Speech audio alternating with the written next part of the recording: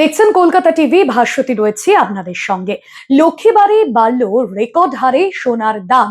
আজ ফের শহর কলকাতা সহ দেশের বেশ কিছু মেট্রোপলিটন সিটি, সেখানে সোনার দাম বেড়েছে। আমরা দেখেছিলাম যে পশ্চিম এশিয়ার যুদ্ধ পরিস্থিতিতে সোনার দামে একটা উত্থান পতন চলছিল। আবার যদি বলা যায় যে পশ্চিম এশিয়া থেকে বিভিন্ন সময় সোনার দামে কিন্তু একটা ভ্যারাইটি আসে।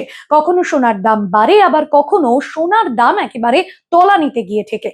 তবে যারা সোনাকে পরবর্তী বিনিয়োগের মাধ্যম হিসেবে ভাবছেন, তাদের জন্য অবশ্যই কোন সময়টা উপযুক্ত সেটা আমরা প্রত্যেক দিনের ভিডিওতে বলি।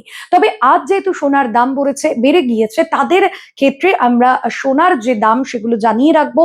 আজকে শহর কলকাতায় 10 গ্রাম 22 ক্যারেট সোনার দাম 1,46,000 টাকা, 10 গ্রাম 24 ক্যারেট সোনার দাম 1,52,270 টাকা। দিল্লির ক্ষেত্রে 10 গ্রাম 22 ক্যারেটের দাম 1,46,150 টাকা, 10 গ্রাম 24 ক্যারেটের দাম 1,59,420 টাকা। আহমেদাবাদ পুনের ক্ষেত্রেও একই ছবি দেখা যাচ্ছে। চেন্নাইয়ের ক্ষেত্রে 10 গ্রাম 22 ক্যারেট সোনার দাম 1,46,150 টাকা।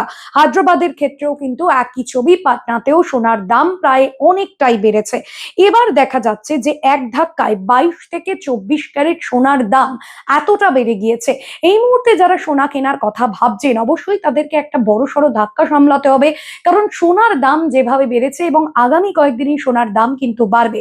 অনেক সময় দেখা যায় যে শেয়ার বাজারের পতন বা উত্থান, যার উপর নির্ভর করে টাকার মূল্য, এবং যেটা কিন্তু সোনার দামের মধ্যেও একটা বড়সড় প্রভাব ফেলে।